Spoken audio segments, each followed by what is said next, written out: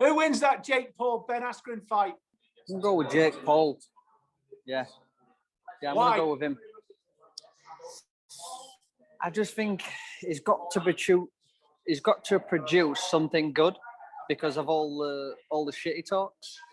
So I'm expecting to see good things from him. The fists have to follow his mouth, you know.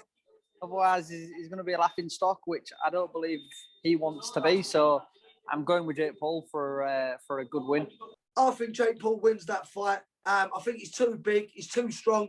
And working with Sugar Shane Mosley, I think has brought him on leaps and bounds. You know, for me, I'll give the kid a pair of balls. I said, because he's made his money out of YouTubing and all that sort of stuff. He just fancies a different route. Fair play to him. You know what I mean? And listen, ask Ryan Kavanagh, if there's any commentating on that show with Snoop Dogg, I'm there. Scrappy Doo's there with him. I'll be honest with you, I'm not too into the YouTube stuff, but I'll be honest with you, Jake Paul can actually fight.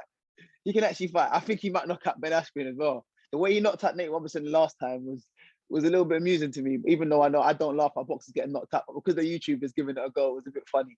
But I think he knocks out Ben Askren. Ben Askren is good. He's got good, wrestling moves and that, but his stand-up game is not good. Jake Paul can box. I mean, a lot of people don't like this YouTube stuff, but for me, I think it's quite entertaining. It's bringing eyes to the sport. It's entertainment. That's what it is. And good luck to him. You would like to think someone with Ben Askren's background would have more knowledge, more fight experience than Jake Paul. I mean, he has done quite well in his career, but I would like to think that Ben can lay one on him. I think Jake Paul will win. I've seen both of them on the bags. I've seen both of them, little snippets of both of them training on social media, and I think remember, Ben Askren is a wrestler. He's not really a boxer. He's a wrestler. He can't wrestle in a boxing ring. So Jake Paul, even though his opposition hasn't been the greatest, he still had that experience of throwing hands. So I definitely think he'll beat him. Although I might get crucified once again for this, from what I've seen, Ben is a really good MMA fighter. However, when it comes to boxing, I do believe Jake Paul's going to win.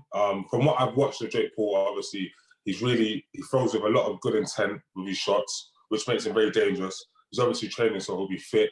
And he's been in high-pressure situations before.